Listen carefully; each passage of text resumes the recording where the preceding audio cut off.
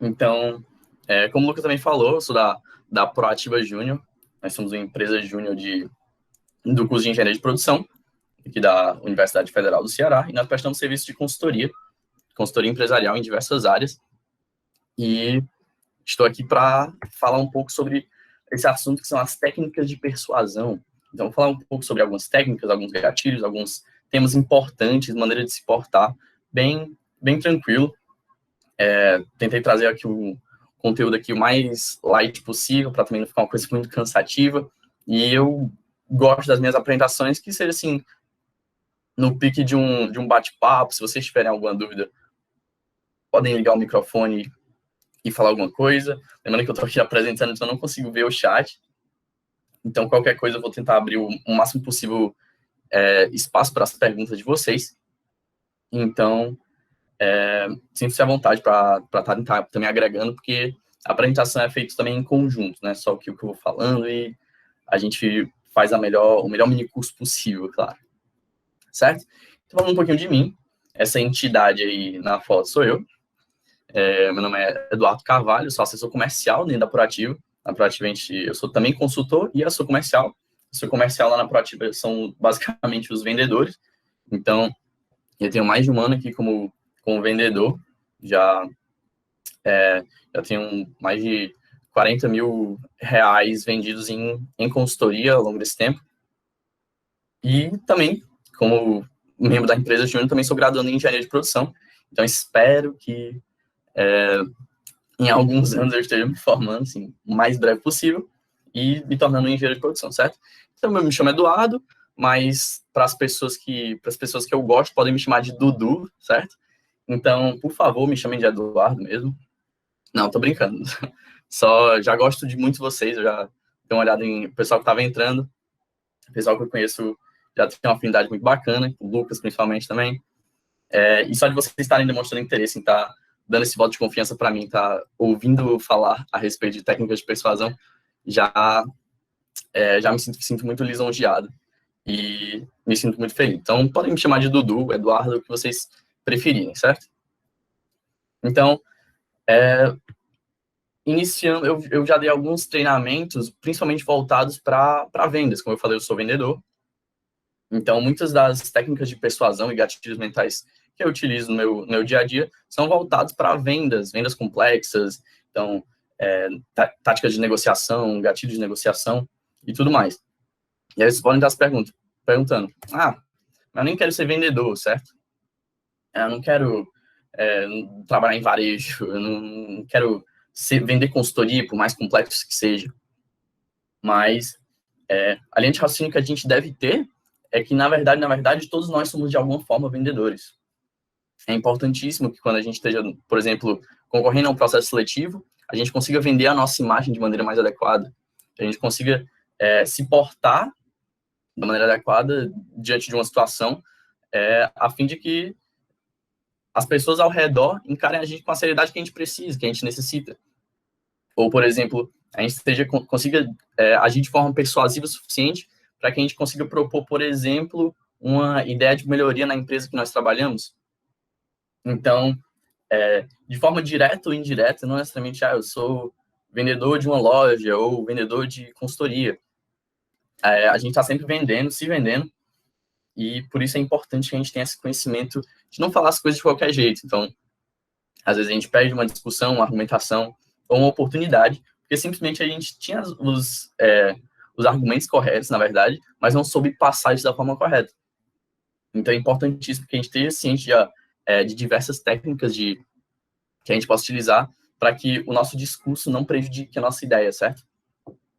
Então, quando a gente pensa em convencimento, em tentar persuadir alguém, a gente tem que sempre focar inicialmente em quem é aquele alguém. Então, a nossa abordagem deve ser personalizada, de certa forma, para diferentes pessoas que a gente está querendo conversar, ou persuadir, convencer, certo? Então, é importante a gente saber com quem nós estamos lidando, certo? Então, diferentes etárias exigem diferentes vocabulários, diferentes canais de comunicação. Então, por exemplo, se a gente quer fazer, por exemplo, uma propaganda, eu quero fazer uma campanha de marketing social de de algum produto jovem.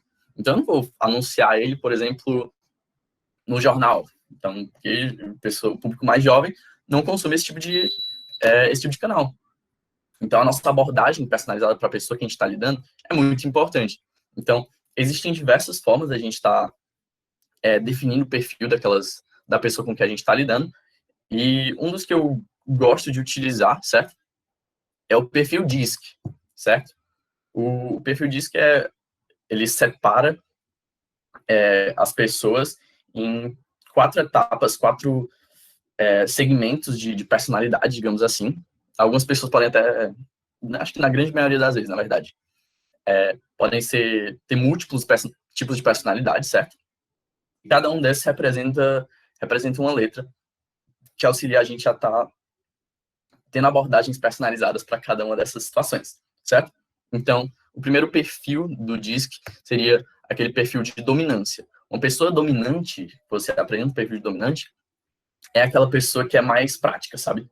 Então, não quer saber de firula, não quer enrolação, ele quer dados, ele quer ir direto ao ponto, ele não quer blá, blá, blá, ele quer que você mostre lá o que você tem para apresentar e não fique de baboseira. Então, é importante a gente estar utilizando a abordagem correta, uma vez que a gente identifica que o perfil com que a gente está lidando é um perfil de dominante. Então, por exemplo, a gente está num processo seletivo, certo? Ou numa entrevista de emprego, por exemplo, a pessoa que está te entrevistando, muitas vezes não é a primeira pessoa que ela está te entrevistando. Talvez é a quinta, a 10ª, a 50ª pessoa a ser entrevistada. Então é importante que a gente não fique muito de enrolação com aquela pessoa. Então, principalmente quando a gente está querendo trazer os nossos pontos positivos em um momento de processo seletivo, por exemplo, é importante que a gente realmente vá direto ao ponto, não fique de enrolação, para não, digamos assim, tirar o foco daquela pessoa dominante. Então, não que todo mundo que faça processos seletivos tenha um perfil dominante, mas é importante a gente ter isso em mente na hora de enfrentar esse tipo de situações, certo? Então, o dominante é aquele que quer ir direto ao ponto, não gosta de enrolação e tudo mais, certo? Já o influente, o perfil de influência, é talvez o contrário de dominante. Como é que funciona o influente? É aquele pessoa que gosta de criar relações, criar vínculos. Então, ele é uma pessoa mais que gosta de viajar, gosta de ver a criatividade da pessoa em ação. Então, geralmente, o influente é um dos mais fáceis da gente entender e identificar em um diálogo, em uma conversa. Porque o influente normalmente é a pessoa que vai falar as histórias da vida. Então, inclusive, uma vez isso aconteceu comigo, e a pessoa vai num papo gigantesco. Então, vai desenrolando, vai querendo saber sobre você, ele gosta de ouvir, e ele detesta também ser interrompido. Então, é importante quando a gente está tratando com pessoas que prezam por esse tipo de relação mais informal, querendo saber de detalhes que não necessariamente são do tema que a gente está discutindo naquele momento, é importante que a gente respeite essa vontade da pessoa. Então, uma negociação, uma argumentação pode ser perdida pelo simples fato da gente estar tratando a pessoa da forma que ele não gosta de ser tratado, óbvio. Então, se uma vez que a gente identifica que o perfil é influente, a gente tem que seguir a onda dele de conversar aquele assunto, citar exemplos de coisas que aconteceram com você semelhantes. Então, nossa, semana passada eu fui para uma reunião de briefing para a primeira reunião com o cliente, para identificar as dores do cliente, que o cliente ele era extremamente influente, a um ponto de ser irritante, sabe? Então, a gente estava lá conversando sobre as dores e ele viajava falando também sobre cinema, a paixão dele sobre cinema. E aí, quando eu dei por mim, ele estava me mostrando a abertura de Thundercats. Estava lá vendo Thundercats no meio da apresentação. E o que eu podia fazer? Desenvolver o assunto, claro. Então, não ia cortar a vibe dele lá no meio da apresentação do Thundercats. E apesar de... Porque para mim era ótimo que ele fosse direto ao ponto para eu saber qual é a dor, para eu poder montar a proposta de forma eficiente. mas ele tava querendo falar sobre cinema, gostava de cinema, as produções audiovisuais do Thundercats eram excelentes, e ele queria mostrar isso. Então seria prejudicial para mim, ferir a nossa relação, principalmente no início de relação assim, me demonstrando desinteressado, talvez até mexendo no celular, ou olhando as horas no meio da apresentação, do que ele está falando. Então isso demonstra desinteresse, e uma pessoa influente não fica extremamente ofendida, na verdade, em alguns casos, quando a gente não se interessa por aquilo que ele está falando, independente seja do assunto ou não, certo? Então a gente passa para o perfil de segurança. O perfil de segurança, ele é aquela pessoa, é muito parecido também, eu vou até colocar o cautela junto também, eles também são muito parecidos, certo? O perfil de segurança e o perfil de cautela, eles são perfis que são, digamos assim, um pouco medrosos. O de cautela até mais ainda. O perfil cautela, começando por ele, é um perfil que vai sempre querer ter o mínimo de riscos naquilo que a gente está querendo falar. Então, se, por exemplo, a gente quer vender ou convencer alguém que se demonstra um perfil de cautela, é importante que a gente esteja sempre explicando tudo detalhadamente para que ele não consiga nem identificar alguma possível falha naquela ideia que você está tendo, naquela proposta que você está fazendo para ele. Então, ele vai ter muito medo do desconhecido, ele vai ter muito medo das coisas darem errado. Isso é, completamente normal, mas a gente tem que lidar da forma adequada com esse tipo de perfil. Assim como o perfil de segurança. O perfil de segurança, ele vai ser aquela pessoa que, independente do que vai acontecer, ele quer saber o resultado, certo? Então, ele vai querer saber o que é que vai ser o lado bom para ele, o que é que eu vou ganhar com aquilo, o que é que eu não vou ganhar com aquilo, e é bem prático, mas ele também não gosta de surpresas, certo? Ele gosta das coisas amarradas, não quer que nada fuja, por exemplo, do cronograma, então, pessoas muito organizadas, perfis cautela e segurança são pessoas ideais para trabalharem em setores, por exemplo, de financeiro. O setor financeiro é lotado de pessoas segurança, pessoas cautela, que são as pessoas mais centradas, racionais. Não que dominantes e influentes também não sejam, mas é importante que esse jeito metódico que muitas vezes o perfil segurança e o perfil cautela demonstram, eles sejam utilizados ao seu ápice, digamos assim, em cargos, por exemplo, do financeiro, cargos mais técnicos, TI, por exemplo. Então, é interessante que a gente identifique esse perfil para que não, por exemplo, falo isso trazendo também de novo para o contexto da consultoria.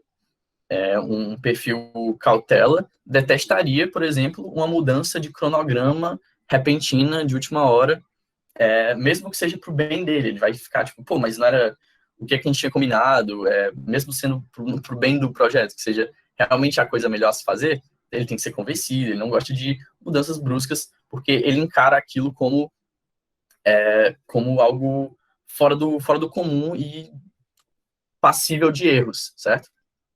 Então, esse é o perfil DISC, ele é muito utilizado para também identificar onde a pessoa poderia se encaixar na empresa. Eu falei que, por exemplo, perfil segurança e perfil cautela são bons perfis para o pessoal do financeiro, por exemplo. Então, muitas empresas utilizam esse perfil, essa metodologia DISC, para alocar as pessoas nos cargos da empresa. Então, por exemplo, uma, uma pessoa influente, uma pessoa que faça o perfil influência, é muito comum estar na área de vendas. Então, eu fazendo o perfil DISC, que o meu perfil seria mais pro lado da influência, eu sou realmente um pouco tagarela, digamos assim, e também puxado para a parte de segurança. Então, seria influente segurança. Eu posso passar posteriormente o link de algum site que possa fazer o perfil disso, caso vocês se interessem, e ajudem até no autoconhecimento da gente, para a gente realmente se identificar o que a gente pode, para melhorar o que a gente tem de bom e tentar não deixar tão aparente, digamos assim, ou tentar combater aqueles nossos defeitos. Então, autoconhecimento é muito importante para que a gente possa realmente chegar ao nosso ápice de atuação, seja lá o que a gente for fazer, certo? E agora eu vou falar um pouco sobre um livro muito bacana que no final do ano passado eu li, certo? Que é o Armas da Persuasão. O Armas da Persuasão foi escrito pelo Robert Cialdini e ele é muito bacana, ele fala muito sobre ações do subconsciente, digamos assim, que faz com que a gente tome decisões precipitadas. Então, por isso que chama Armas da Persuasão, certo? E esses são os 6 pilares, as 6 armas da persuasão, digamos assim, que ele pauta durante o livro, certo? Mas antes ele traz um conceito muito bacana, que é voltado para a comparação, certo? Então, tá fora desses 6 gatilhos, mas que eu acho extremamente pertinente trazer, que é o gatilho de comparar uma coisa com a outra para parecer que é melhor do que realmente é. Então, por exemplo, esse slide aqui que eu coloquei para vocês está horrível. Ele está mal feito demais, mas agora parece que esse aqui agora está muito mais bonito. Mas na verdade nem é, no mesmo padrão que eu estava utilizando antes. Mas agora, quando foi colocado em perspectiva um slide junto do outro, a diferença que gerou faz com que vocês pensem que esse slide está muito mais bacana. Esse é o mesmo efeito dos descontos, por exemplo. Então, se, por exemplo, a gente tem um produto que está R$100, e aí o cara chega, não, mas para você, meu patrão, eu faço por R$90. Então, você coloca em perspectiva o preço R$100, R$90, e opa, agora sim. Então, são técnicas que, às vezes, você nem não percebe que nossa, nunca tinha parado para pensar que era um gatilho de comparação, essa parte do desconto. Eu só queria pagar mais barato e pronto. Mas é um conceito muito bacana, que é um conceito também que eu utilizava com a minha mãe, certo? Então, eu chegava na minha mãe, eu quero ir para um passeio da escola, certo? Aí, mas tem que pagar. Aí eu chegava e ela perguntava, quanto é? Aí eu dizia, não, mãe, é apenas R$350. Aí ela, o quê? Como assim, R$350? Não, nem brigo. Aí eu, não, calma, mãe, tô brincando, pô. É só 50. E aí eu colocava em perspectiva isso, assustava ela inicialmente, ali como era um mestre das técnicas, das armas de persuasão, desde pequeno. Talvez alguns de vocês já faziam isso. Então eu colocava em perspectiva um preço, um valor antes que era fora de série, totalmente absurdo. E aí, quando colocava o valor real, parecia mais suave aquele pagamento. Então, além desses seis armas da persuasão, ele traz esse conceito da comparação, que eu acredito que é muito bacana, certo?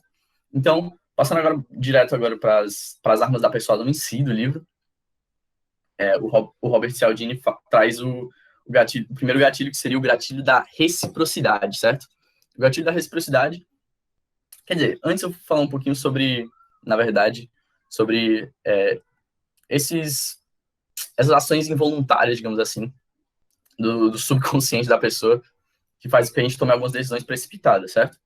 Então, ao longo do tempo, o ser humano foi desenvolvendo alguns mecanismos que para facilitar a nossa mente na tomada de decisão, certo? Para a gente não perder muito tempo tomando algumas decisões que possam ser feitas mais facilmente. O ser humano veio desenvolvendo alguns mecanismos no sentido de, tipo, não perder tempo, certo? Então, se por acaso... Eu vou já trazendo agora a parte da reciprocidade, certo? Faz sentido a gente retribuir os favores que a gente recebe, certo? Numa perspectiva de sobrevivência. Então, desde o tempo das cavernas, o homem primata alternava, por exemplo, turnos de cuidar do local onde eles estão dormindo, seja lá da caverna, digamos assim. Então, enquanto a pessoa estava dormindo, uma pessoa estava dormindo, essa pessoa que estava dormindo confiava totalmente a sua vida até na pessoa que estava cuidando da caverna. E quando ela acordava e viu que nada deu errado e a pessoa cuidou de tudo bem direitinho, nada mais justo dela retribuir o favor, alternando também os turnos, e agora ela cuida da caverna. Então, ao longo desse tempo, o ser humano veio trazendo esses subentendidos de que uma coisa é certa. O que eu quero dizer? O gatilho da reciprocidade nada mais é de uma ação involuntária do ser humano de retribuir os favores que ele recebe, certo? Então, uma vez que um vendedor dá uma amostra grátis, por exemplo, para você, além de provar o produto e dar uma olhada se realmente é bom, se aquele produto que ele está te oferecendo faz sentido para você, seja lá uma comida, indiretamente, aquele vendedor também está utilizando o gatilho da reciprocidade com você, onde você prova o produto e você está recebendo um presente, certo? Então, quando você recebe alguma coisa, o seu cérebro indiretamente recebe aquele estímulo como é, um presente, lógico, e você meio que se sente indiretamente na obrigação de estar retribuindo aquele favor de alguma forma, seja comprando o produto ou fazendo alguma outra coisa, certo? Então, por exemplo, eu tenho aqui comigo, na verdade, isso é verdade, o PDF do Armas da Persuasão. E caso vocês queiram, estejam interessados em dar uma lida, é muito bacana. Ele traz, inclusive, como você se defender dessas técnicas, certo? Então, algumas dessas técnicas são bem agressivas contra o consumidor. E como é que a gente pode utilizar elas, tipo, conhecer elas a ponto de não ser enganado por vendedores que estão querendo utilizar ela, certo? E aí eu digo para vocês que, ao final da apresentação, eu posso disponibilizar o livro Armas da Persuasão para vocês, certo? E quando vocês vêm no meu privado, eu entrego o livro para vocês. E aí eu ofereço, por exemplo, um curso que eu estou oferecendo também sobre técnicas de vendas voltadas para vendedores de excelência. E se vocês não querem participar, indiretamente, talvez não funcione com vocês, claro, mas indiretamente vocês, por terem recebido até um presente meu, que seria o PDF do Armas da Persuasão, um livro que eu dei para vocês, vocês se sentiriam mais propícios a estarem aceitando, a estar pelo menos dando uma olhada no meu curso, ou levando em consideração aquilo que eu tenho a oferecer para vocês. Então, é uma técnica muito bacana essa da reciprocidade, que a gente utiliza para tentar convencer. Então, supondo um brinde que a gente dê para um cliente antes de iniciar, talvez, na nossa consultoria. Eu estou trabalhando agora num canto que eles entregam caderninhos, moleskinizinhos, para os clientes dele, como só uma forma de ser relembrado e a pessoa se sentir lisonjeada. Pô, eu recebi um presente, que bacana. Posso retribuir de alguma forma, certo? Nem que seja uma indicação ou algo do tipo. E um aprofundamento do gatilho da reciprocidade, que é muito interessante, ele vai além, que é quando a gente faz uma concessão, certo? Ele fala bastante disso no livro, que não necessariamente tu tem que dar uma coisa, um objeto, uma coisa totalmente completa para a pessoa sentir o gatilho da reciprocidade, certo? Muitas vezes, quando a gente oferece alguma coisa cheia e depois faz uma concessão, ou seja, diminui essa coisa, aquilo também é um gatilho de reciprocidade. Aquele exemplo que eu falei também do desconto ou de apresentar um valor muito maior para minha mãe para depois trazer o valor menor, aquilo também é um exemplo de concessão, certo? Então, como é que funciona? Eu tô aqui querendo vender consultoria para vocês, certo? Não, pronto, vou vender o meu curso hipotético aqui de vendas com excelência. Então, eu chego para vocês e pergunto se vocês querem se tornar vendedores de excelência, se vocês estão interessados em, por exemplo, tá impulsionando as vendas de vocês, está sendo mais persuasivos e tudo mais. Coisa parecida aqui, voltado para vendas, só que é um curso pago. E mesmo assim, vocês, vocês não estão muito afim, vocês não querem saber do meu curso, não estão interessados em virar um vendedor de excelência. E eu, tudo bem. Pois então, faz o seguinte, já que você não está interessado em usufruir do meu curso, mas pela conversa que a gente teve, você viu que tinha algum valor esse curso, por que tu não recomenda, me passa o contato de 5 amigos teus aí para eu entrar em contato, que talvez eles possam precisar. O que foi que eu fiz? Eu ofereci uma coisa, fiz uma proposta para ti, você está consumindo o meu produto, no caso o meu curso, e aí você não aceitou. E aí eu meio que me fazendo de coitadinho, seria o gatilho, certo? Eu reduzi, certo? Não, então, já que você não quer, então por que você não faz um favor menor para mim? Que é só recomendar essas 5 pessoas. Então a pessoa fica muito mais inclinada em fazer, porque, pô, eu não queria deixar o Eduardo na mão 2 vezes. Eu já não aceitei o custo dele, e o que é que custa para mim dar pelo menos essas indicações para que ele consiga fazer o curso dele, impulsionar o curso dele melhor. Então é assim que funciona o gatilho da concessão, dá para fazer de diversas formas. Também é o mesmo linha de raciocínio do desconto. Então, você quer pagar R$ 100? Não, então, beleza, eu faço uma concessão de R$ 20 e aí você só precisa pagar R$ 80. Então, são essas concessões que a gente vai fazendo que indiretamente fazem a pessoa se sentir obrigada a estar retribuindo aquele favor que tu tá fazendo, certo? Segunda arma da persuasão, certo? Do Robert Cialdini, seria o gatilho de aprovação social. O gatilho de aprovação social nada consiste muito naquilo que é o efeito de manada, certo? Então, aquilo que, se algum produto ou algo que eu estou fazendo, ele é aprovado por muitas pessoas, ou muitas pessoas consomem aquele produto, então quer dizer que indiretamente ele é bom, certo? Aí, pensando naquilo que eu mencionei das, primitivamente as pessoas associando uma coisa com a outra que a priori não tem nada a ver, mas pode ser que tenha. Se for confuso, eu vou explicar.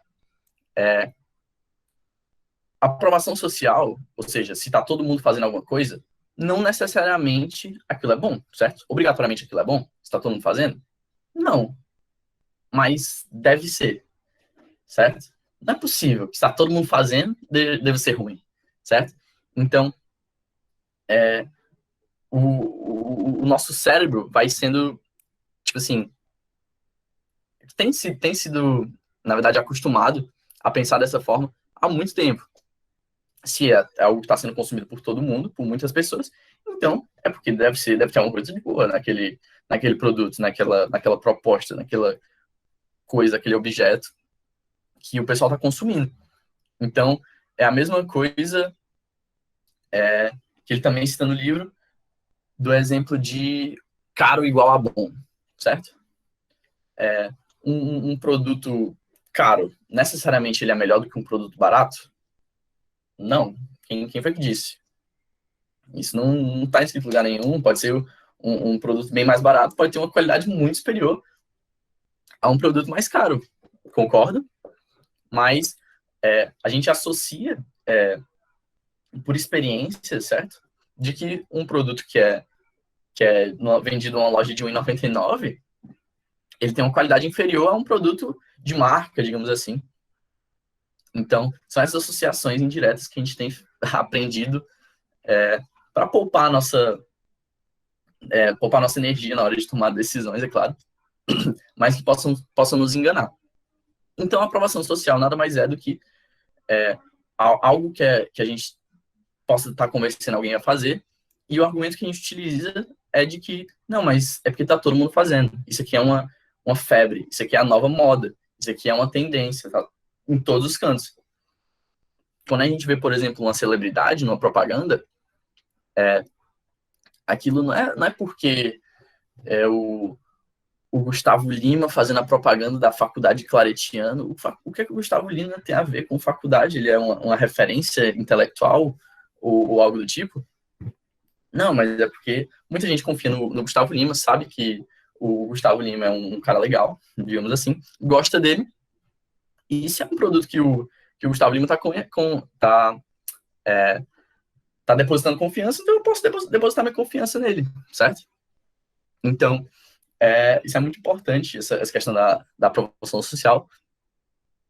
Então, faz sentido quando a gente esteja querendo convencer alguém de alguma coisa. Então, por exemplo, ter o apoio de um projeto para a nossa empresa para que a gente consiga botar para frente um novo sistema que a gente quer implementar. É importante que a gente não traga essa ideia só nossa, que a gente traga embasamento e opiniões de outras pessoas, para que a pessoa que a gente está querendo convencer, por exemplo, ele sinta que, ó, não é só esse Zé doidinho que está querendo me convencer disso, tem outras pessoas que têm esses mesmos anseios. Então, por isso que é importante, por exemplo, um portfólio, na hora da gente estar efetuando uma venda, para que a gente mostre a nossa experiência e veja, olha, essas outras pessoas, essas milhares de pessoas já consumiram esse produto. Então, provavelmente deve ser bom, certo? Então, é basicamente isso o conceito da aprovação social, certo? Já passando para a afeição, certo? A afeição, ele está muito atrelado com um conceito extremamente importante, muito conhecido no universo de vendas e persuasão, que é o conceito do rapport, certo? O que é o rapport? Muita gente acha, muita gente fala, pensa, enfim, que rapport é a gente simplesmente tentar ser o mais parecido com a pessoa, e tem gente que fala o absurdo de que é imitar o que a pessoa faz. Rapport nada mais é do que a gente gerar uma conexão com a pessoa com que a gente está querendo conversar, querendo convencer, para gerar mais confiança entre elas, certo? Nós indiretamente somos tendenciosos a confiar mais em pessoas que a gente conhece, certo? Então, uma indicação, por exemplo, sei lá, se eu falar para o Lucas, que eu já conheço, certo? E dizer, olha, é o seguinte, eu comprei esse sabonete aqui, e ele é incrível, ele é o melhor sabonete que eu já vi na minha vida. O Lucas, assim, talvez por me conhecer, por já ter uma afeição por mim e confiar na minha opinião, ele fica muito mais tendencioso a comprar aquele sabonete do que se o vendedor do sabonete chegasse nele e falasse, nossa, comprei esse sabonete, certo? Então, a gente tem essa tendência a estar confiando mais em pessoas que a gente já conhece, que a gente tem uma afeição prévia, certo? E, indiretamente, a gente também tem também é tendencioso a confiar em pessoas que a gente vê características nossas nela, certo? Então, por isso que é importante, ó, lembrando, a gente identificar os perfis das pessoas, certo? Então, que a gente acaba podendo utilizar por meio de rapport, tá trazendo algumas características dessas pessoas para que a gente consiga atingir de forma mais eficiente aquele indivíduo. Então, quando a gente sabe mais ou menos o que, é que a pessoa gosta, como é que a pessoa se porta, a gente consegue ter uma abordagem muito mais eficiente e satisfazer aquela pessoa para que ela seja convencida. Então, se a gente fica tendencioso a confiar mais em pessoas que se parecem com a gente, aí fica, por isso que o pessoal acha que a gente tem que imitar o indivíduo que a gente está querendo convencer. Já tem gente que fala, tipo, que se a pessoa tá assim, aí tu tem que imitar ela. Mas não é. Lógico que não, a pessoa pode até achar que tu está debochando dela. Mas é simplesmente até utilizar, por exemplo, um linguajar diferente, alguns jargões, a gente está entendendo o que aquela pessoa está, a linha de raciocínio daquela pessoa, então é importante que a gente utilize aquelas mesmas terminologias, talvez, que ela, para que ela se sinta identificada, certo? Então, não fazer com que ela se sinta um estranho naquele ambiente, não tentar fazer com que você pareça o mais familiar para ela. E muitas vezes o familiar para ela é algo parecido com a forma que ela se porta. Então, por isso que é importante a gente estar identificando como é que a pessoa é, o que é que a pessoa gosta, o que a pessoa não gosta, principalmente, para que a gente não possa, não corra o risco de falar besteira, fazer besteira. E, enfim, acabar perdendo uma venda ou perdendo um argumento ou uma oportunidade de emprego por causa de uma coisa que você disse, um mal entendido. E é isso que a gente tenta sempre evitar, certo?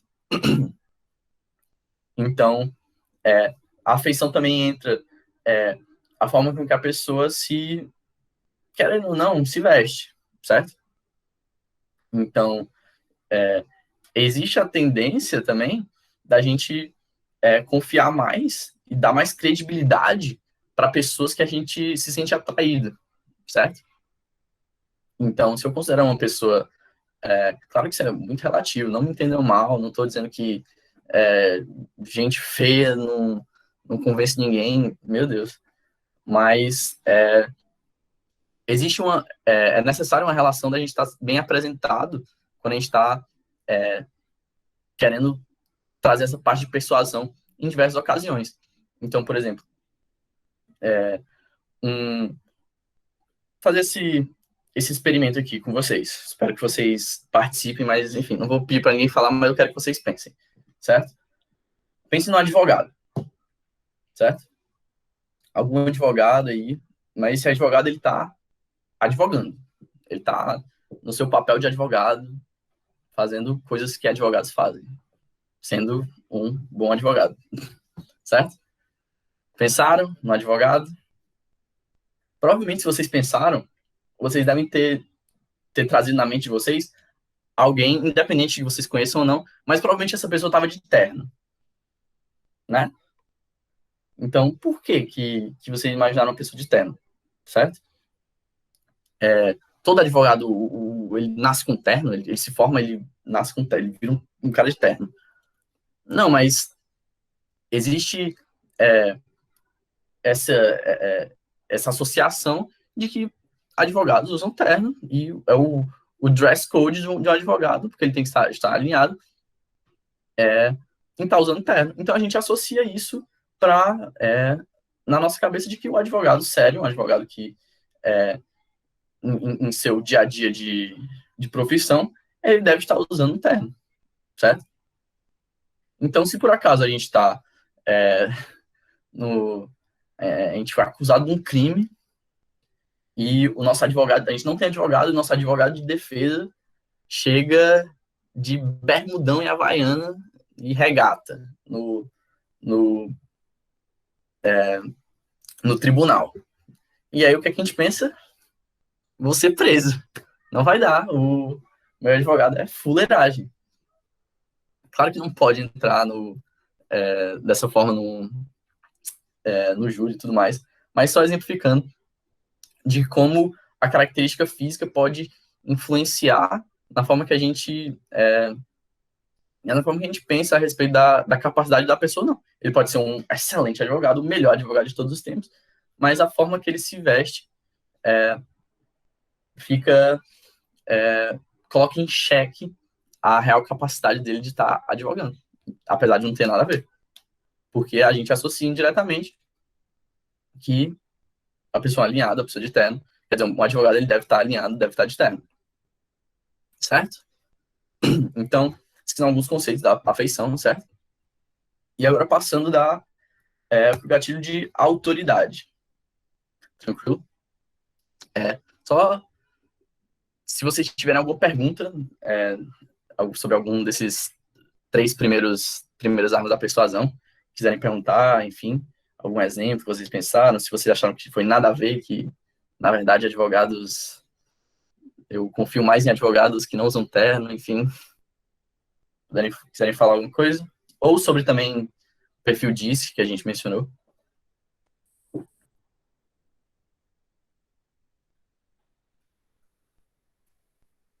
Show? Então, vou dar continuidade. Passando agora para quarto gatilho do Armas da Persuasão, seria o gatilho de autoridade. O gatilho de autoridade nada mais é do que você utilizar aquilo que você o seu cargo ou o seu cacife para se tornar uma pessoa mais influente. Também pegando o exemplo do advogado, certo? Vocês vão confiar em uma opinião jurídica, mas num advogado formado, passou pela prova da OAB, formado bacharel em Direito e exerce a profissão de advogado sobre uma opinião jurídica, ou na minha opinião, claro que independente do que for, vocês vão confiar nesse assunto, mas num advogado, claro, porque eu não sou advogado, teoricamente, certo? Não necessariamente, né? Mas teoricamente eu não sei de nada sobre aquele mundo, certo? Então, muitas pessoas até descumprem isso, né? Mas a gente tem que dar credibilidade numa opinião médica, opinião sobre alguma doença que a gente tenha, para a internet, por exemplo, ou para um médico. Então, onde é que a gente vai? Muita gente vai atrás de autodiagnóstico aí na internet, acaba buscando informação até equivocada, mas o correto é a gente buscar a opinião de um médico. Então, por isso que só o simples fato da pessoa ser médico, ela já ganha muito mais credibilidade, certo? Então, é importante a gente utilizar o que a gente é, claro. Então, por exemplo, por que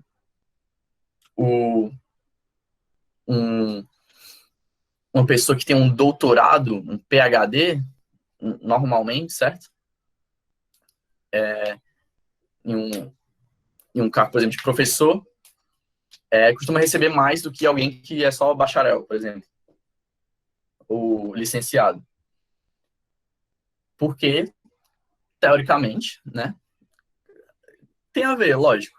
Se a pessoa tem um PhD, ou tem um doutorado, um mestrado, ela se capacitou ainda mais, ela tem um maior preparo conforme você vai ganhando esses cargos. Então, talvez a pessoa tenha feito um doutorado ruim, não sei. Ou não apesar de ser classificado como doutor, hoje em dia ele está desatualizado. Ele tem um cargo de doutorado, mas ele pegou esse doutorado há muito tempo e ele, na verdade, ele é menos capacitado do que alguém que possivelmente acabou de se formar naquela área e está mais por dentro das novidades que aquela profissão exige. Mas pelo fato daquela pessoa ter um cargo de doutorado ou um ser PhD naquela área, isso já dá uma credibilidade muito, muito maior para a pessoa. Tipo, nossa, o cara é PhD naquilo, caramba. Tipo, não necessariamente o cara é um gênio, não necessariamente o cara é sem defeitos. Lógico que não.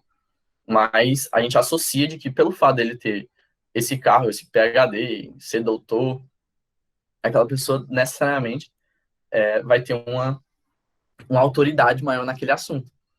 Então, eu tava até... eu sempre, quando esse gatilho, eu sempre lembro de uma brincadeira que eu vi há algum tempo na internet, que era um pessoal, uns comediantes, tinha a teoria de que você pode entrar em qualquer lugar se você estiver carregando uma escada de subir, certo? Como assim? Tipo, eles pegavam uma escada e iam entrar num cinema. Pô, bota esse cara aqui debaixo do braço, dois caras, aí entravam no cinema. E o pessoal deixava eles entrarem. Porque, não, se associa, não, se ele tá com escada, é porque ele foi consertar alguma coisa. Ninguém estaria com escada se não fosse para isso. Então, o cérebro da gente associa isso uma coisa com a outra, mas o cara tá só entrando de graça nos cantos, entrando no hotel 5 estrelas, o cara entrava, restaurante, entrava na cozinha do restaurante com a escada na mão. É só pelo simples fato dele estar segurando a escada, o que não tem nada a ver, mas as pessoas acham que só por causa daquilo ele vai ter alguma autoridade para estar entrando nos cantos que na verdade não pode, certo? O, Agora, o quinto gatilho, que é o gatilho da escassez, certo? A escassez é bem simples. Ele é aquele gatilho de urgência, certo?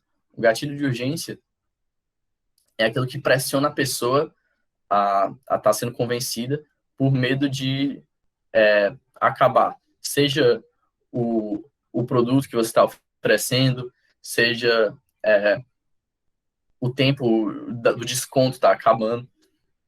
Então, quando a gente pressiona a pessoa com que a gente quer convencer de que pode ser que a oportunidade que a gente esteja oferecendo naquela hora, ou aquele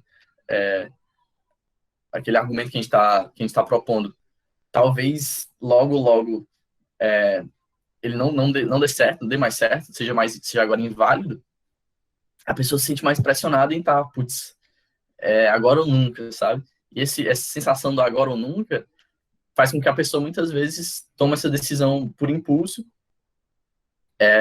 e consuma o produto, ou seja lá, o argumento que se você queira trazer, por simplesmente medo de não dar certo, de perder essa oportunidade, deixar essa oportunidade passar. Então, por exemplo, se a gente quer, por exemplo, talvez implementar um... eu gosto desse exemplo de implementar uma metodologia nova na nossa empresa, certo? E a gente traz um gatilho, por exemplo, de urgência, de tal forma que se a gente não implementar isso agora, a gente vai ser deixado para trás. A gente vai argumentar com o nosso superior, o nosso gerente, o nosso chefe, de que, olha, essa metodologia ela já é utilizada por todos os nossos concorrentes, e se a gente não colocar isso em prática agora, a gente vai realmente ser deixado para trás. Se tu quer esperar o que a gente falir até a gente implementar isso, por exemplo. Então, a pessoa se sente muito mais pressionada, tendo em vista de que já era para estar acontecido isso. Tipo, o prazo para isso acontecer já está acabando. Então, a pessoa se sente mais inclinada a estar indo atrás de resolver isso, ou tá comprando essa melhoria, ou implementando essa mudança na empresa, por causa do medo de não dar certo porque vai acabar. Ou, se eu não fizer isso agora, não vai dar pra fazer nunca mais. Então, essa parte da escassez também está muito atrelado com a questão que eu vou falar também logo, logo, do spin selling, certo? E, por último, mas não menos importante, tem um gatilho do compromisso e coerência. No livro, o compromisso e coerência, ele é o segundo gatilho a ser mencionado.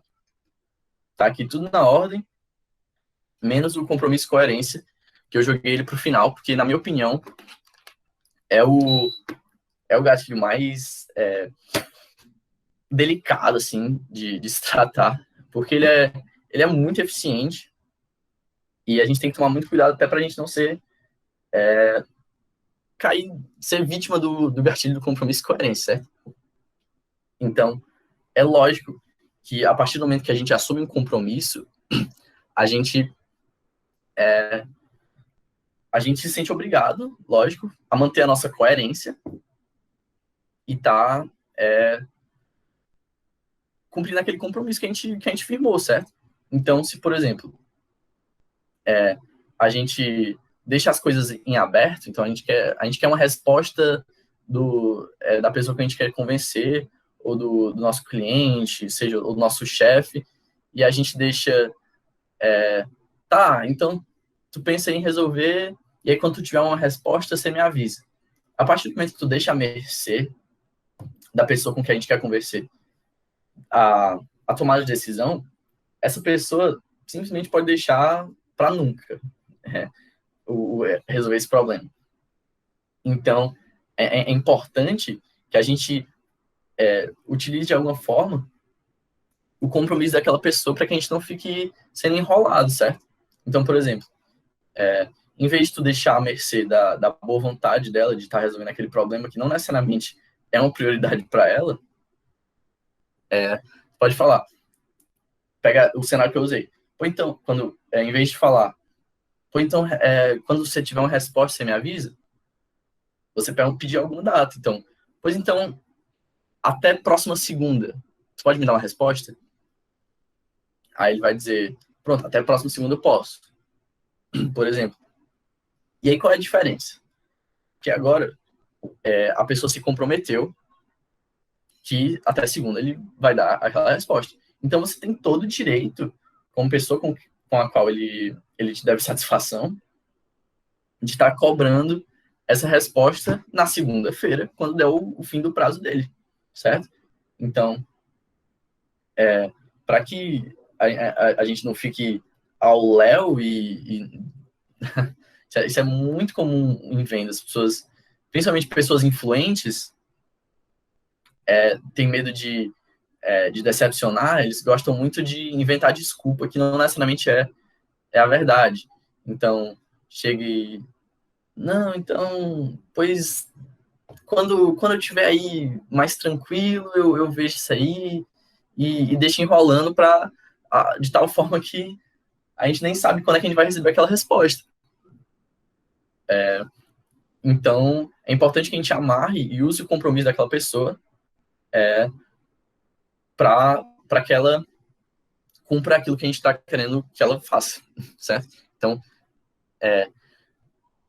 eu falo que esse é um dos gatilhos mais importantes porque ele é muito poderoso, certo? O que é que a pessoa pode fazer com esse gatilho é bem até chato, sabe?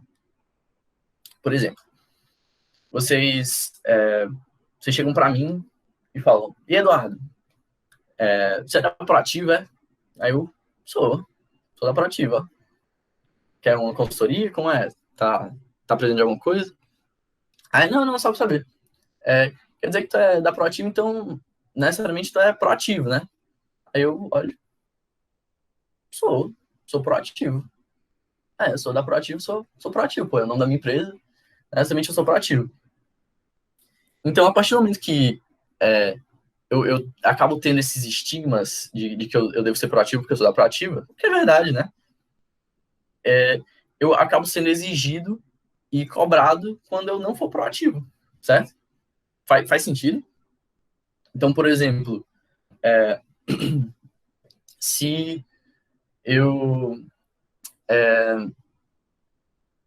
como é que eu posso trazer isso aí? Porque muitas vezes pode parecer muito agressivo, certo? A gente tem que tomar muito cuidado, tem que tomar bastante cuidado para não acabar a pessoa entendendo a gente mal, querendo que a gente tá, achando que a gente está querendo ofender ela, nesse sentido. Porque às vezes pode parecer que a gente está querendo usar a palavra dela contra ela, usar a palavra da pessoa contra ela, que não é isso. Mas, tipo assim, a partir do momento que a gente...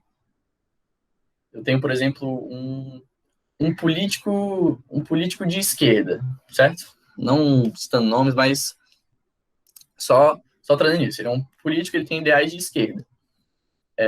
A partir do momento que eu tenho estigmatizado alguns conceitos assim bem antigos de que alguns determinados atos são de esquerda e outros são de direita, esse político que se diz de esquerda vai ser julgado e até cobrado se ele, porventura, cometer algum ato de direita, que seja dito de direita, certo? Então, vocês estão vendo como isso é algo muito delicado? Então, por exemplo, se falar de privatização, então privatização, teoricamente, ele é tido como uma ação libertária de direita, certo? Então, quer dizer que um político de esquerda não pode pensar em privatização? Na minha concepção, não necessariamente. Mas muitas pessoas podem acusar isso como uma falta de coerência daquele determinado político, ou enfim. É algo bem delicado e a gente tem que tomar muito cuidado também, por exemplo, para a gente não ser pego nisso, não, por exemplo, num processo seletivo, numa entrevista de emprego, certo? Se eu chego e o entrevistador me pergunta, rapaz, Eduardo, qual é o seu maior defeito? Aí eu, nossa, meu maior defeito é que eu sou perfeccionista. Esse é o meu maior defeito. A partir do momento que eu disse que esse é o meu maior defeito, o que é muito ruim, só dizer que é perfeccionista no maior defeito, vamos lá, né? Mas uma vez que a gente se compromete e dá a nossa palavra, digamos assim, de que eu sou uma pessoa perfeccionista, eu vou ser cobrado, e com razão, se por acaso eu fizer alguma coisa mal feita, no sentido de, se for, por exemplo, um slide desse jeito aqui. Se eu chegar e dizer que eu sou uma pessoa perfeccionista, e eu na minha apresentação, eu trazer um slide desse jeito assim, como assim? Eu vou ser dito como incoerente. Então, por isso, a gente tem que tomar muito cuidado com as características que a gente traz quando a gente está querendo gerar principalmente esse contato inicial com as pessoas. Nós levamos com muitos maus olhos essa questão da incoerência. Então, a gente não cumprir com a palavra que a gente inicialmente tinha proposto é muito ruim. Então, por exemplo, trazendo outro exemplo da infância. Já deve ter ouvido falar aquele velho famoso na volta a gente compra, certo? Tava andando com a nossa mãe no shopping, andando com a minha mãe no shopping, em alguma loja, vejo alguma coisa que eu queria comprar, mãe, dá isso aqui e tal. E aí a minha mãe pega e fala, não, filho, na volta a gente compra. E a minha mãe, entendedora dos gatilhos, leitora de Robert Cialdini, da Armas da Persuasão, o que é que ela faz? Ela não passa pelo lugar que aquela loja que a gente foi, na volta, porque não vai ter volta. Esse é o ponto. O ponto é que não tem a volta pelo lugar. Ela vai por outro caminho, de tal forma de que eu não veja de novo aquela loja. E não tem como eu cobrar ela dessa volta se a gente nem voltou lá. Certo? Então, não sei se daria muito certo, na verdade, com a minha mãe, ela é uma pessoa meio intransigente. Mas, se por acaso a gente voltasse por lá, eu poderia alegar: mãe, você disse que na volta a gente comprava, então vamos comprar. Você não pode faltar com a sua palavra que você me deu de que na volta a gente comprava. Mas a minha cabeça aí de 6 anos não tinha muita noção. Então não tinha muito como eu cobrar minha mãe, até porque ia ficar pior para mim, na verdade. Certo? Agora voltando desse slide aí péssimo. Então, é mais ou menos isso a parte do compromisso e coerência. Para a gente tomar muito cuidado com os conceitos que a gente traz de si mesmo, certo? Então, sempre trazer de forma muito categórica o que a gente quer passar para outra pessoa. Então, qual a impressão que eu quero que o outro tenha de mim? E essa impressão que a gente vai ter que passar, a gente tem que realmente fazer por onde. Então, não adianta eu querer pagar de criativo, sei lá, chegar a dizer que, não, eu sou muito criativo na minha entrevista. Sou super criativo, e aí, chegar lá, eu sou péssimo em criatividade. Quando é para colocar em prova, na verdade, eu sou horrível. Isso, isso é visto com muito maus olhos, sabe? Então, tomar, tomar muito cuidado nesse aspecto aí do nosso compromisso que a gente assume para que a gente haja com coerência e não seja pego nesse gatilho, certo? E aí, existem diversas formas de a gente estar colocando em prática essa parte do compromisso. E agora, eu queria saber se vocês me permitem, assim, primeiro, se vocês têm alguma dúvida, alguma pergunta a fazer a respeito dessas armas da persuasão, desses 6 gatilhos principais, se tiver alguma dúvida ou alguma aplicação que não ficou muito claro, se vocês quiserem perguntar, também dá alguns segundos aí. Oi, Eduardo, tá me ouvindo? Opa, tô sim. Boa noite, meu nome é Giordani. Oi, Eu Jorge. tenho uma dúvida a respeito da autoridade. Existe Uhum. uma forma ou alguns pontos que a gente possa ficar atentos para identificar falsas autoridades? Assim, posso dizer no ramo mais voltado na web, né? Na internet em si, que a gente vê na atuação nas redes sociais no geral, existe algum ponto em específico que a gente possa ficar atentos para identificar falsas autoridades?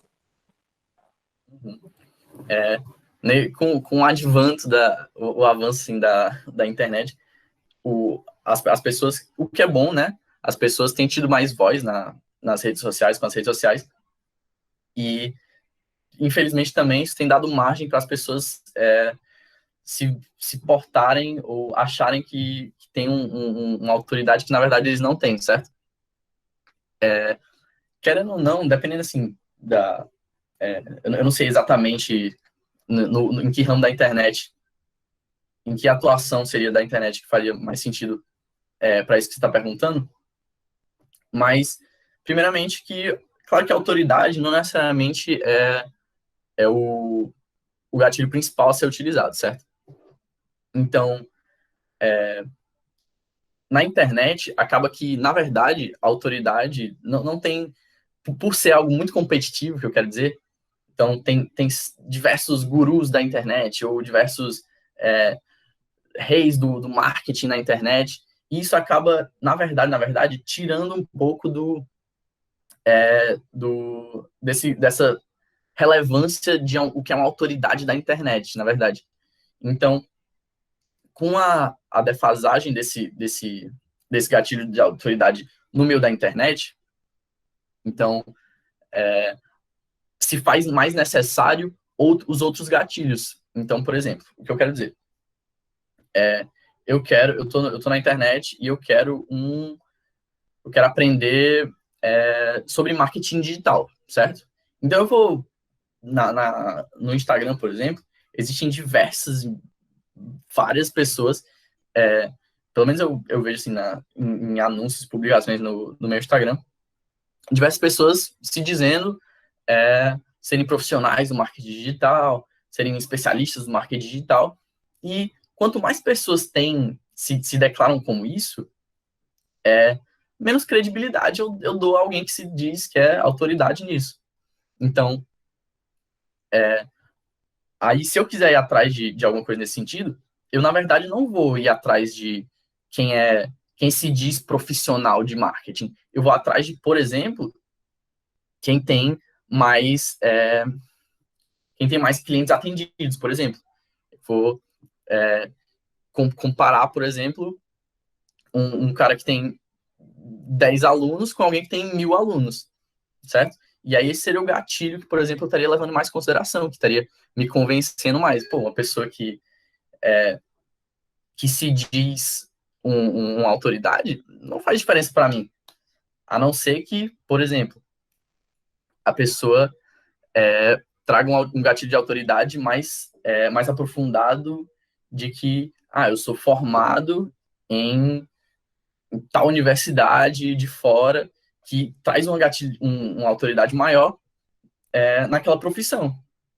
Então, nós, como consumidores de diversos produtos assim, na internet, temos que tomar muito cuidado, sim, com essa questão de falsas autoridades na internet, que é extremamente comum atualmente. Mas o que eu quero dizer é que o que faz a persuasão eficiente não é os gatilhos por si só, certo? É principalmente a junção deles para a gente conseguir atingir o nosso público de forma mais eficiente. Então, seria mais ou menos isso, sim, na minha perspectiva. Ficou claro? Jordana, né? Isso, ficou claro sim, muito obrigada. Tranquilo. Mais alguém tem alguma pergunta?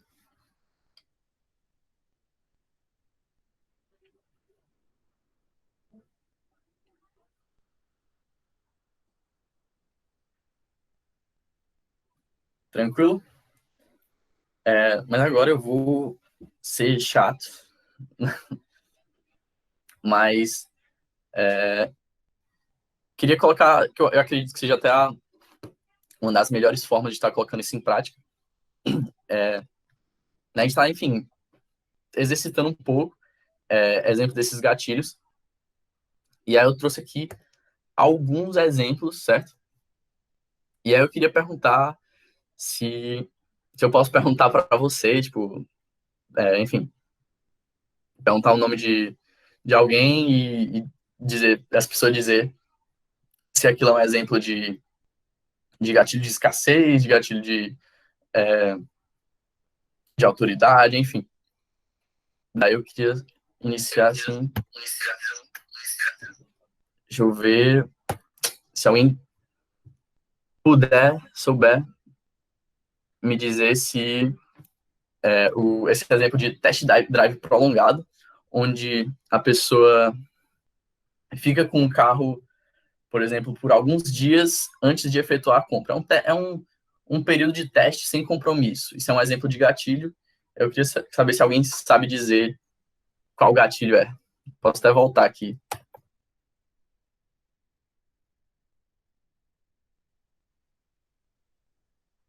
Reciprocidade? Gatilho de afeição, Dudu. Legal. Eu tô vendo aqui o chat, muita gente falou afeição, muita gente falou reciprocidade. O que acontece? Eu considero esse gatilho, drive prolongado, como, na verdade, dois, certo? Seria algo também de reciprocidade, sim. Então, nossa, a pessoa tá me deixando utilizar o carro sem compromisso, isso é muito legal, certo? E aí, meio que você se sente presenteada, e aí tem essa tendência a estar comprando mais o carro, porque você recebeu um mimo, certo?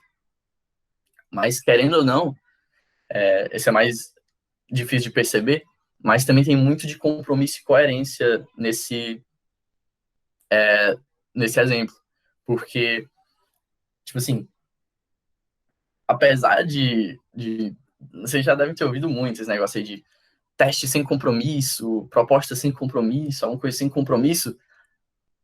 Não tem compromisso mesmo, certo? Não tem compromisso financeiro. Esse é o ponto. Mas a pessoa se sente no compromisso de estar dando lógico, uma resposta, e às vezes a pessoa fica até meio chateada por não dar uma resposta que a pessoa queria. Então, tipo assim, a pessoa tá tendo um test drive com o carro, chega a passar uma semana com o carro, ele cria um apego por aquele veículo, e acaba que fica esse compromisso indireto de comprar ele. E aí chega lá e devolve o carro sem. Não quis o carro, não. Foi só um test drive. A pessoa se sente no compromisso e acaba também sendo um exemplo de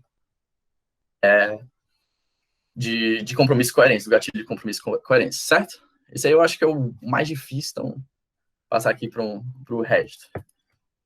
Uniformes. O uniforme, por exemplo, de um policial de trânsito ou um oficial. Isso é um exemplo de qual gatilho?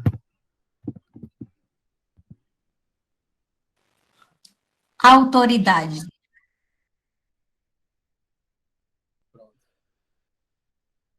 Todo mundo colocou autoridade, justamente. Utilização de uniformes é com certeza um gatilho de autoridade. Às vezes, apesar de não ser, só a pessoa estar uniformizada como um profissional de alguma área específica, ela é tida como alguém que tem expertise naquela área. Então, indiretamente, se aquela velha associação,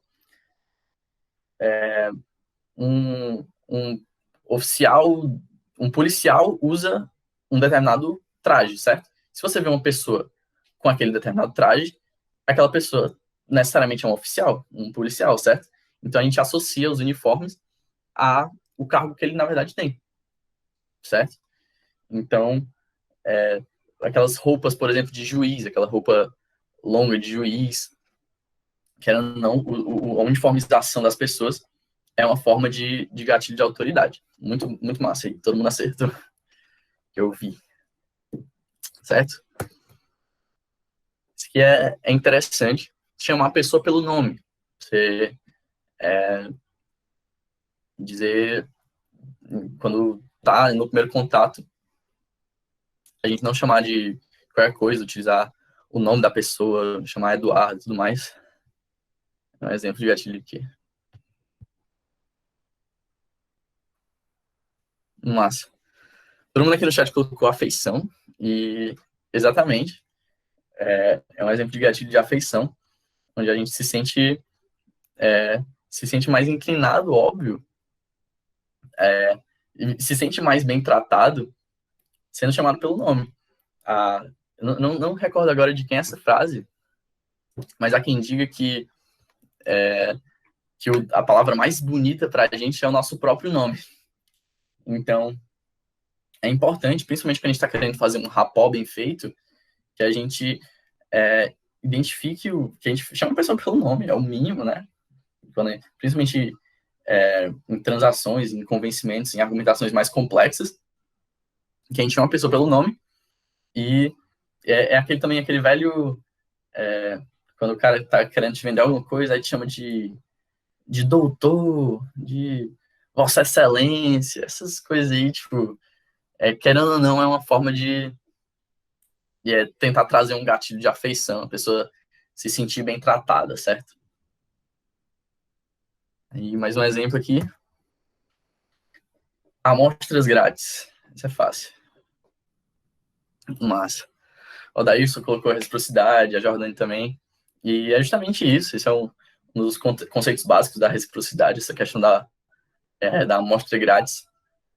É muito comum a gente ter isso em diversos estabelecimentos. Também na questão do test drive.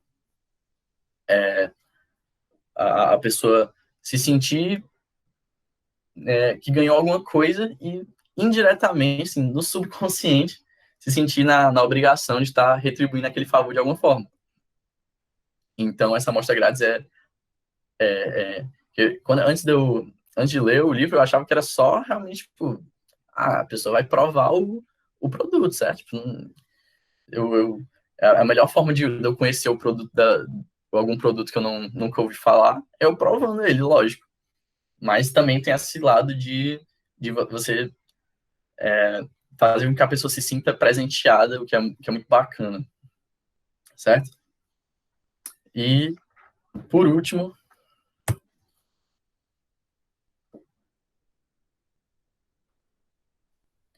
olha aí, aposto que todo mundo leu no ritmo da Magazine Luiza, né? Só amanhã mesmo. Olha aí. Justamente, isso é um clássico gatilho de escassez. Isso justamente, o gerente endoidou segundo do papo. O cliente se sentir que ele deve ter pressa na hora de de fazer uma transação faz com que ele muitas vezes tome decisões precipitadas. Então, todo dia é só amanhã mesmo. E nunca acaba, porque a pessoa acha que, na verdade, é algo que vai acabar, mas nem sempre. Pronto, perfeito. O Marcelo colocou últimas unidades. Nossa, esse do o círculo, nossa, eu lembro, passou uns 6 meses lá, última semana do círculo, nananã, e o círculo não ia embora. Que aí o pessoal, nossa, quando é que vai ser a próxima vez que o circo vai vir e vamos pro circo com urgência. Agora que o circo não vai sair mesmo, essa quarentena, aqui o pobre do circo lá na Washington Soares está preso ali há algum tempo. Mas é justamente isso. Essa questão de queima de estoques, últimas unidades, por exemplo, também serve para descontos, questão de, tipo, o desconto vai só até tal dia. Então, decisões tomadas por impulso são muito mais fáceis de serem equivocadas. Então, isso serve também para a gente, como consumidor, estar tá muito atento nesse sentido de, tipo, não se precipitar na hora de tomar uma decisão importante, porque muitas vezes pode ser que a gente esteja sendo, na verdade, ludibriado, seja enganado. E decisões feitas por impulso podem ser muito equivocadas, certo? Então, é um gatilho muito legal para a gente utilizar na hora de a gente estar efetuando alguma venda, fazendo algum convencimento. Show? Então, a Jordane colocou aqui também, apenas para os 10 primeiros compradores. Nossa, é muito, muito comum aquelas coisas da Polishop na televisão. Os 10 primeiros compradores ganham não sei o que de graça. Quem garante que são os 10 primeiros compradores? Pode ser todo mundo. É só porque a pessoa tem que ter pressa, sabe? Porque se a gente conseguir trazer pressa naquele cliente, é muito mais fácil a gente convencer ele. Ou essa proposta é válida só até 5 dias úteis. Então, escassez é uma das coisas mais comuns utilizadas que a gente vê no dia a dia. E é importante que a gente esteja muito atento para a gente não ser pego nelas também. Certo? Agora eu vou falar brevemente a respeito de spin selling, certo? Agora que eu já conversei um pouco, alguém sabe o que é spin selling? Alguém se arrisca? Vender rodando. Na verdade, é porque eu falei lá do venda rotativa. É porque é muito comum esses termos de gestão que o pessoal usa essas siglas, mas se vocês notarem, SPIN nada mais é que a sigla para essas 4 palavras que estão aqui, certo? Que nem teve quando eu falei sobre os tipos de personalidade, certo? Então tem um bocado de coisa, bunch, tudo mais. O que é o spin selling, certo?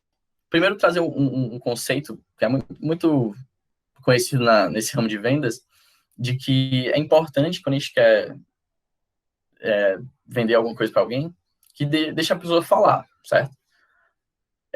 A gente não pode... A gente tem que tentar fazer ao máximo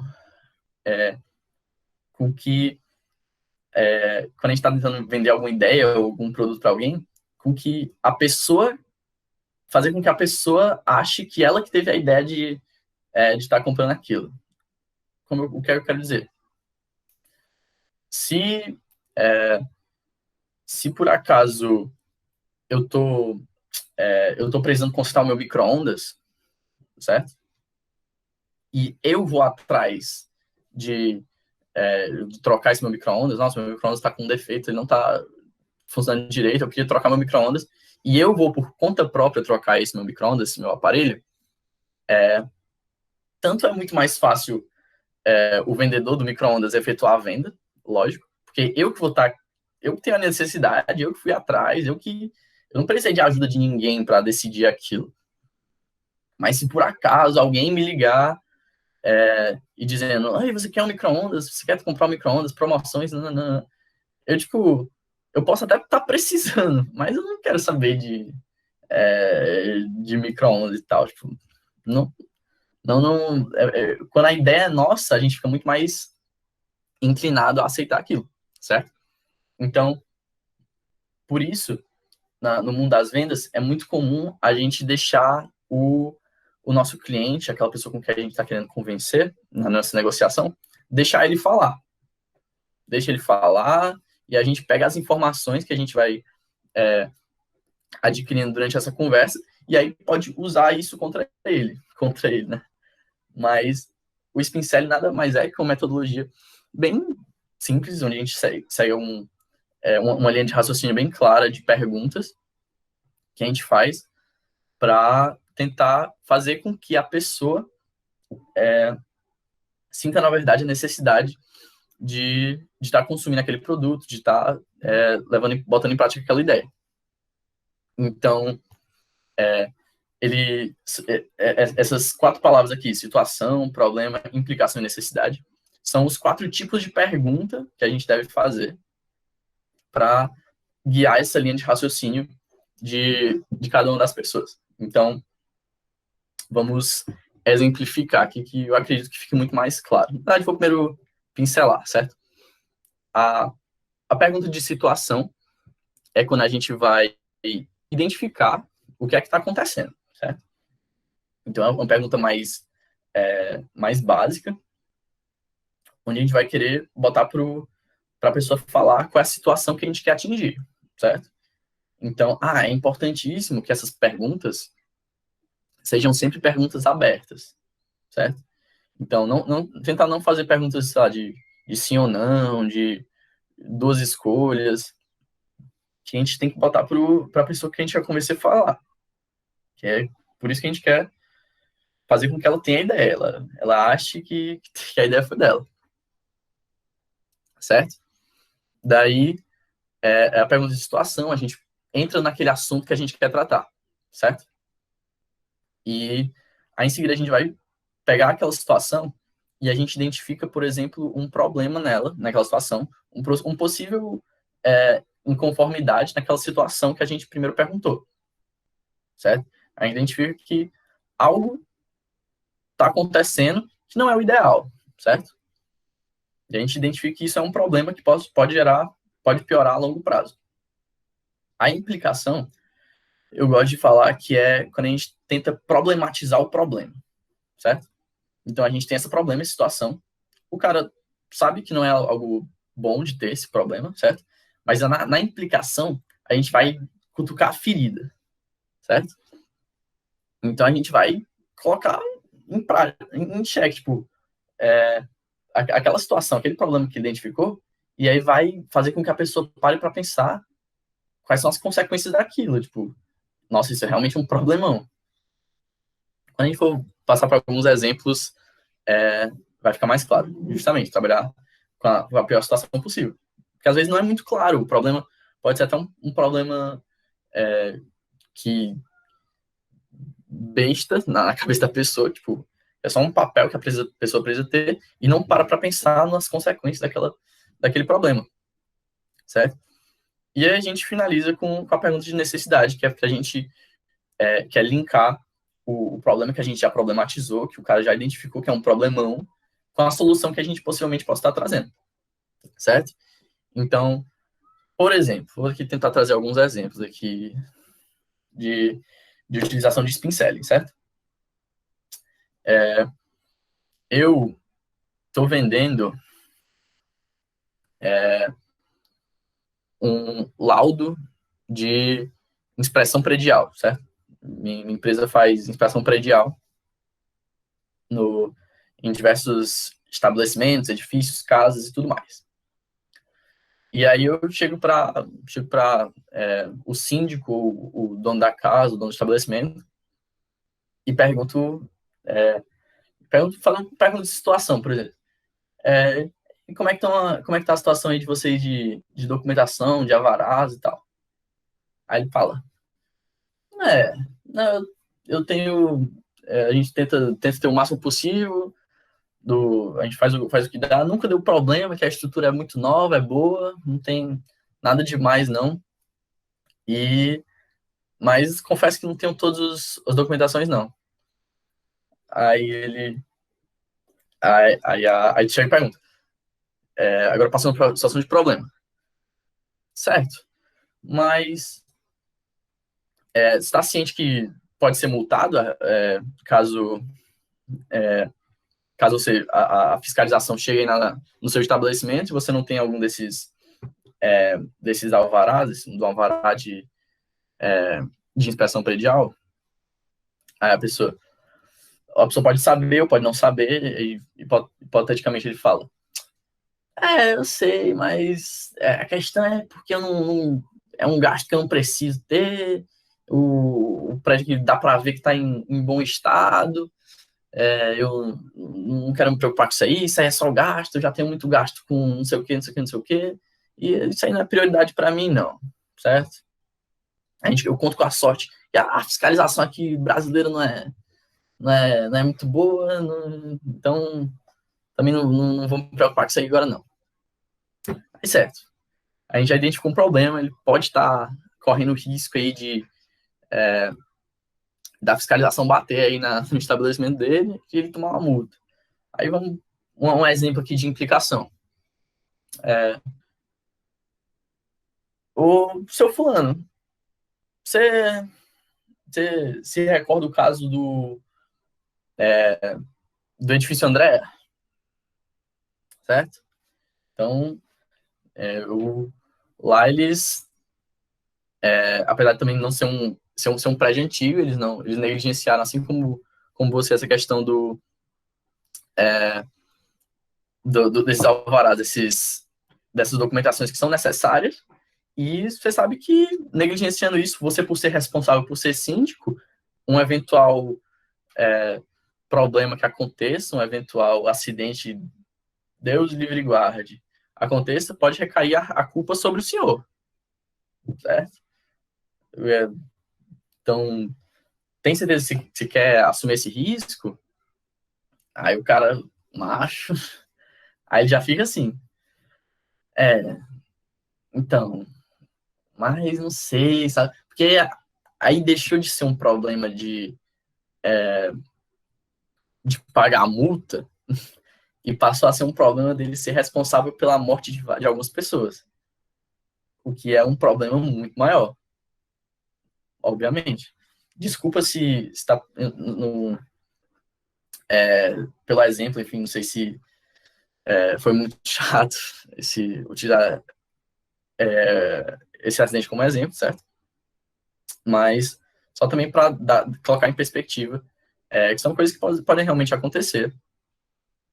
E assim que é a linha de raciocínio do Spincelli. E aí, uma vez que ele fala assim sobre de fato esses problemas, ele assume isso que são problemas, a gente pode encaixar com a solução que a gente está oferecendo, por exemplo. Então, e se eu te oferecesse um pacote onde eu faço a inspeção predial e os laudos de PGRS, que é Política de Gestão dos Resíduos Sólidos, e por um preço camarada, o que é que você ia achar? Aí o cara ia achar ótimo. Ou seja, em vez de tu só chegar e oferecer um produto que, a princípio, ele não está vendo muito valor, porque ele só está encarando como uma possibilidade remota de uma fiscalização bater e ele tomar uma multa, e ele nem pensa muito nisso, tu colocou a pulga atrás da orelha dele E agora, a perspectiva que tu traz é muito mais problemática, ele tem muito mais vontade de solucionar aquele problema agora. Certo? Alguma pergunta?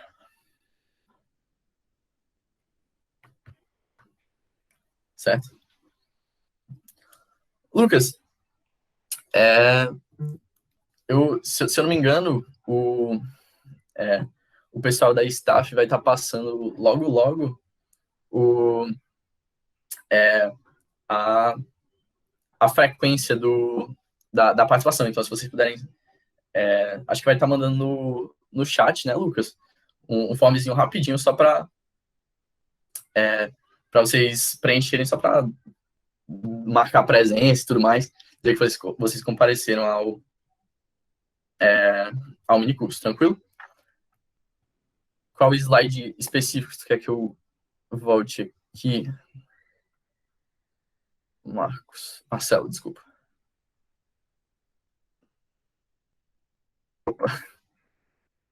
Eu ainda vou falar um pouquinho algum outro exemplo de spin selling, mas depois eu posso passar esse slide em PDF para vocês. Tranquilo?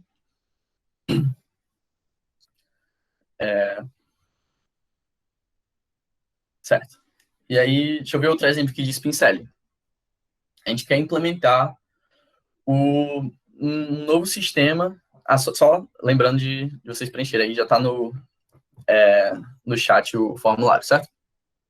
Você você trabalha numa empresa, numa indústria, enfim, e você como assessor dessa empresa nota que o sistema que vocês estão utilizando não é muito bom, ele está meio ultrapassado, ele não cumpre aquilo que vocês precisam, ele não dá relatórios muito bons, não dá para se organizar direito com ele, certo? E aí, como é que tu vai chegar para convencer o teu gestor, o teu superior, enfim, com uma abordagem de spin selling? Vamos tentar elaborar isso aí. Chega no seu fulano, seu gestor, pergunta: senhor, quanto tempo que esse sistema de financeiro ele tá rodando aqui na empresa? Tem quanto tempo que é esse mesmo sistema? Aí ele vai falar: tem desde que abrimos a empresa, é o mesmo sistema. É bom que meu computador descarregou. Poxa vida. Mas eu tô aqui com o celular aqui de stand-by. Mas em relação a... Eu quero convencer, pergunto para ele, para esse meu gestor, certo? Quanto tempo tal esse sistema que a gente está utilizando, ele tá em vigor. E aí ele fala: não, desde que a empresa começou, a gente usa esse mesmo sistema. É bom porque a gente tem todos os dados desde sempre, tá tudo muito... tá tudo bem registrado e tal. Acho que é a melhor opção e nunca tive... Eu utilizando, nunca tive problema utilizando ele não, certo? Essa é a abordagem que ele te responde. Aí, não, certo, mas você já chegou a dar uma olhada que tem outros sistemas aí no mercado que são muito mais...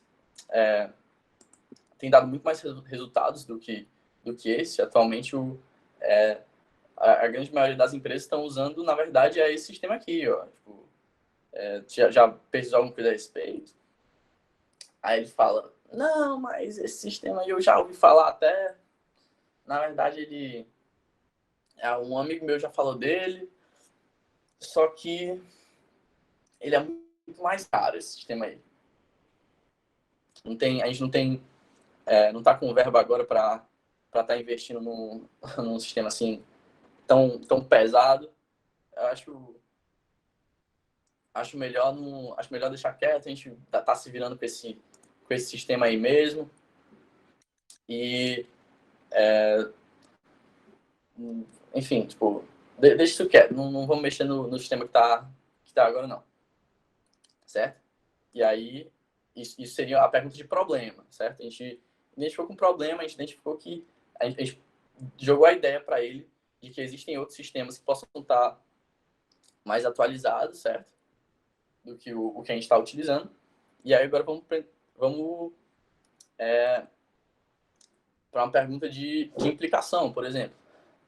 Então, certo, seu fulano, porque aqui no operacional que a gente está, eu no dia a dia aqui que estou realmente em contato com o sistema o tempo todo, na verdade tem sido um pouco difícil de estar manuseando esses dados. A gente, na verdade, tem se perdido bastante com o registro desses sistemas. E imagine que, eventualmente, quando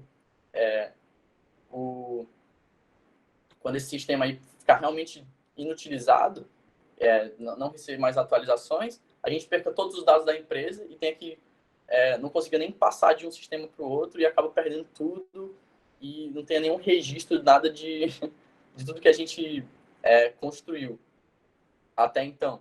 Como é que a gente vai ficar? Certo? Então, agora a gente jogou a possibilidade para aquele cliente, para o nosso gestor, de uma coisa muito pior acontecer. Na verdade, em vez de que na cabeça dele era só atualizar o sistema, porque o que a gente está usando não é o mais atual. E passou a ser uma possibilidade de, caso a gente não atualize o sistema, a gente, na verdade, possa perder todos os dados da empresa, o que seria péssimo. Então, a gente muda a perspectiva de como ele vê aquele problema. Então, por isso que é importantíssimo, eu acredito que essa seja a parte mais importante do spin selling, que é problematizar o problema, deixar ele grande, de fato, para que a pessoa realmente veja aquilo com os olhos de quem está no operacional. Então, isso é muito importante, essa parte aí de problematizar esses problemas, certo? E aí, por fim, a pergunta de necessidade, a gente só finaliza dizendo que, pois então é o seguinte, olha, eu pesquisei aqui os planos desse sistema, eu encontrei um plano, esse valor aí que você tinha dito que era muito caro, na verdade nem é tão caro assim, eu pesquisei, tem uns planos aí anuais que saem bem mais em conta, e a gente pode iniciar esse valor aqui, e a gente tem um período aqui já bolei aqui essa ideia, um período de adaptação de 2 semanas, a gente vai passando os dados de um sistema para o outro, e não vai ter nem dor de cabeça com isso, dá certo? E aí a pessoa se sente muito mais segura e muito mais inclinada a estar aceitando essa mudança, apesar de ser algo que, a princípio, ele viu com maus olhos, certo? Bacana, bacana. Alguma pergunta, pessoal? Certo? E aí, para finalizar, eu queria, enfim, trazer essa frase e, enfim, devagar um pouco, fazer uma reflexão em cima dela, certo? É uma frase do Simon Sinek, que ele diz que os líderes se servem por último. É uma frase bem, bem simples, e porque persuasão tem muito, muito a ver com liderança, certo? Toda aquela questão de gatilho de afeição, certo? Você confiar em alguém a ponto de você ser liderado por ele. Porque líder não necessariamente é aquela pessoa que, eu sou diretor de alguma coisa, eu sou coordenador de alguma coisa. Então, se eu estou hierarquicamente acima de você, né, necessariamente eu sou seu líder. Não é bem assim. Liderança tem muito, muito a ver com a forma que você se porta, a forma que você dá o exemplo, e é muito mais fácil você, como liderado, confiar e dar credibilidade para alguém que você vê como um bom líder. Você sente que as decisões deles vão ser boas decisões. Então, é importante que, ao longo da nossa jornada, se é algo que o que a gente está buscando é, de fato,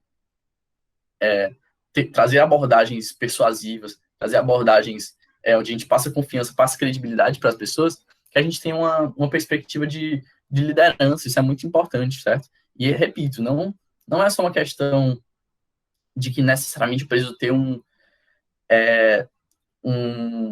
patamar de autoridade, como foi perguntado. Então, eu preciso ser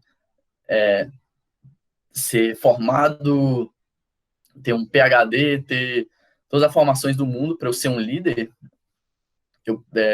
Só porque eu não tenho um cargo específico de liderança, eu vou ser menos líder do que alguém que tenha? Não, liderança e persuasão tem muito a ver com as atitudes que a gente tem. E eu gosto muito dessa frase, do líderes servem por último. A gente tem que realmente dar o exemplo de que as pessoas com a qual você está liderando, as pessoas com a qual a gente quer que gerem resultados, porque liderança é muito isso, você extrair o melhor de cada uma das pessoas. É importante que a gente siga o exemplo de que, tipo assim, você só está satisfeito, você só vai se dar o luxo de se servir, certo? Quando toda a sua equipe, todas as pessoas lá com a qual você está liderando, você está querendo ser o exemplo, já estiverem servidos, certo? Porque, teoricamente, o líder é aquele cara que é responsável pelos resultados também.